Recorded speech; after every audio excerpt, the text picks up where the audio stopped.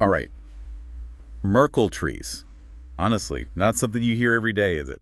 Not exactly a catchy headline, but you guys seem really curious about them, judging by this stack of articles you sent me. So there's got to be something fascinating going on under the surface here. Yeah, you're definitely onto something. Merkle trees. They're kind of sneaky like that. They're solving problems all over the place, and we probably don't even realize it. And it's not just about cryptocurrency either, even though that's what people usually think of first. It's about data, like everywhere. Okay, so before we get ahead of ourselves, let's back up a bit. What exactly is a Merkle tree? Besides, not actually being a tree, Oh, obviously. right. Think of it more like a digital fingerprint system. Kinda. You know how everything online, every file, every little bit of data has that unique digital fingerprint? A hash, it's called? Right, like a digital ID for a file. Exactly. So a Merkle tree, it takes all those fingerprints, those hashes, and organizes them in a really clever way. So instead of branches on a tree, we have like branches made of digital fingerprints. You got it. Imagine a family tree, but instead of your relatives, you've got pieces of a file or maybe a whole database or even like all the transactions on a blockchain. Each branch combines those hashes from below it, all the way up to a single hash at the top. We call that the Merkle root. Okay, I'm starting to picture it.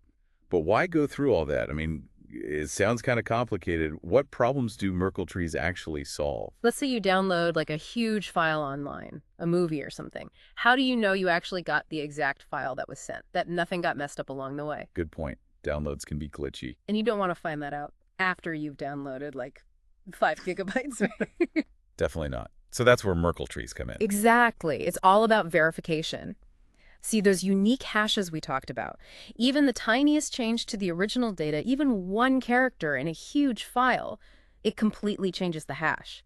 And because the Merkle tree connects all those hashes, any little change snowballs into a big change at the top, at that Merkle root. So it's like a tamper-proof seal for your data. You got it. And here's the cool part. You don't need to check the whole file to see if it's been messed with. You just compare the Merkle roots. Match, you're good to go. That's super efficient. I can see how that'd be a game changer, especially for like really massive amounts of data. But what other problems do Merkle trees help with? Oh, yeah, efficiency is huge. Okay, so imagine you need to prove that just one tiny piece of a massive file is legit. Like, you don't want to send the whole thing, right? Think software updates or like those giant game downloads. Oh man, talk about a data hog just to check one little part. Exactly. No way. That's where the Merkle tree comes in again. It lets you create this thing. It's called a Merkle proof. Think of it kind of like a trail of breadcrumbs but made of hashes. Uh-huh. You follow that trail from your little piece of data all the way up to that trusted Merkle root we were talking about. If it checks out, boom, you've proven your data's good without showing anything else about the rest of it. That's so cool. Okay, so we've got the tamper-proof thing going on, and now this super efficient way to check stuff. Yeah, Where are we actually seeing Merkle trees in action? You mentioned blockchain earlier. That's got to be a big one, right? totally. Blockchain is like the poster child for Merkle trees. You can't really talk about one without the other. Yeah, when you're dealing with digital cash, trust is everything. 100%. So with cryptocurrencies like your Bitcoins and Ethereum and all that, each transaction gets bundled up into a block, right? And each block, guess what?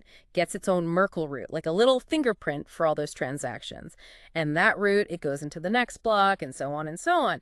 So you end up with this chain of tamper-proof records. Ah, so if someone tries to slip in a fake transaction or mess with an old one. It'd stick out like a sore thumb. That change would mess up all Merkle roots after it. Like the whole system would know something's fishy. That's a pretty good deterrent for any shady stuff. But it's not just crypto, right? Where else do we see this in action? Oh, tons of places. Remember that example with proving a small part of a big file is legit? Yeah. That's how Git works too. Wait, Git.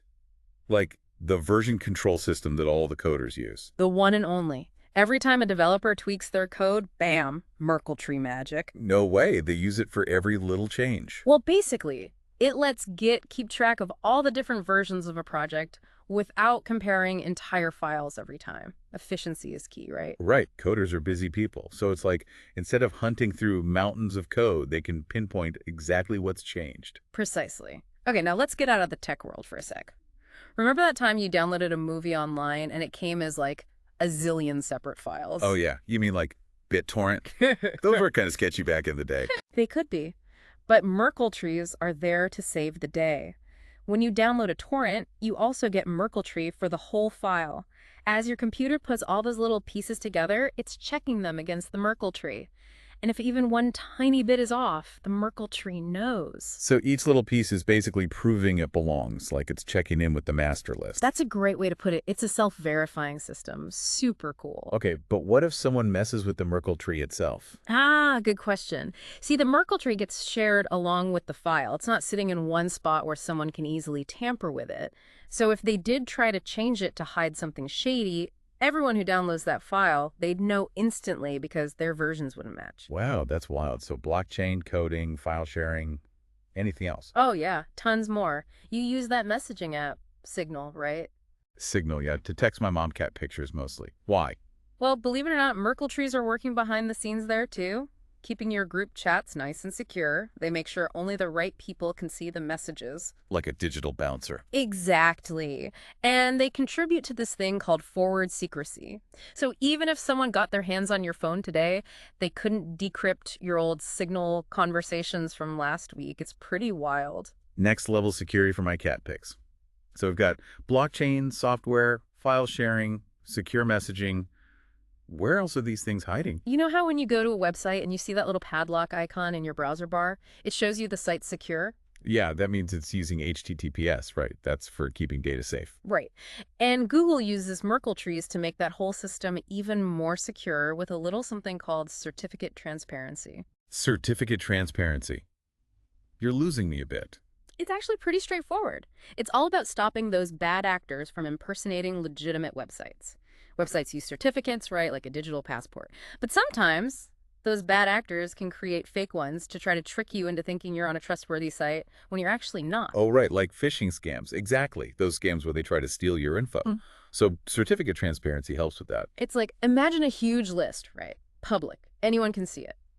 And every website certificate, it gets recorded there, like this giant ID checkpoint for the whole internet. And to make sure no one messes with this list, it's all protected by, you guessed it, a massive Merkle tree. So browsers can check this list to see if a website certificate is the real deal. Pretty smart. Exactly. It's like having this extra layer of security, making sure those fake IDs don't slip through. And that's just the tip of the iceberg. Have you ever heard of IPFS, the Interplanetary File System? IPFS. I feel like I've heard of it, but to be honest, I don't really know what it is. So it's this whole decentralized way to store and share files. Really interesting. Instead of relying on those big central servers, which, let's face it, can crash or be censored, even attacked, IPFS spreads the data across the entire network. So it's like taking the whole internet and turning it into one giant hard drive. That's actually a great way to think about it. And you know what's key to making this whole thing work? Merkle trees. Ding, ding, ding, we've got a winner. Each file gets chopped up into little pieces, right? Each with its own unique hash. And then bam, those hashes get organized into a Merkle tree that represents the entire file. So even if a file is scattered across a bunch of different computers, you can still make sure it's all good just by checking that Merkle tree. So even if part of the network goes down, Yeah. you can still get to your stuff and know that it hasn't been messed with. That's amazing. But we've covered so much. We've gone from digital money to cat pics, secure messaging, and now basically a whole new internet. Surely there can't be more, right? Oh, we barely scratched the surface. Mate, think about legal stuff. You know, all those industries where keeping accurate records isn't just a good idea, it's the law. Right. Financial stuff, medical records, Yeah. accuracy is critical there. Exactly. Merkle trees are perfect for that. They can create these like super secure logs. Even if someone tries to sneak in a change later, bam, everyone knows. It's like a digital chain of custody you can't break. That's huge. It's like the ultimate guarantee, you know?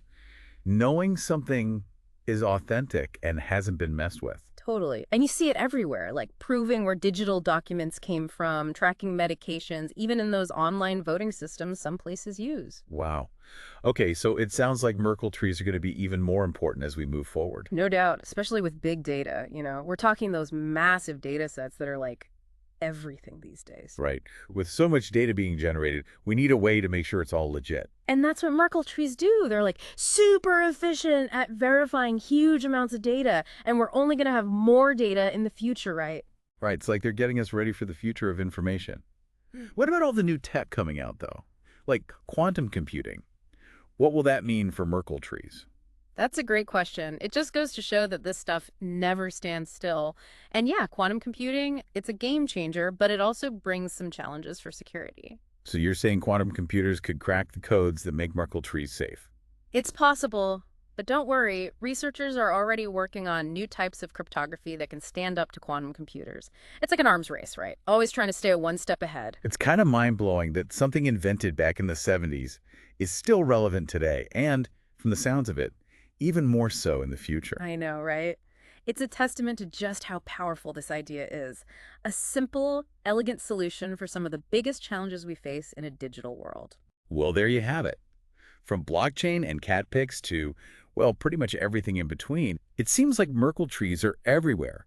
They're quietly working behind the scenes, making sure our data is safe, secure, and trustworthy. And who knows what amazing applications we'll find for them in the years to come. I, for one, am excited to find out.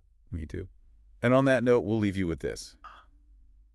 What other uses for Merkle trees haven't we even dreamed up yet? Keep those imaginations running. Until next time, keep exploring, keep learning, and keep diving deep.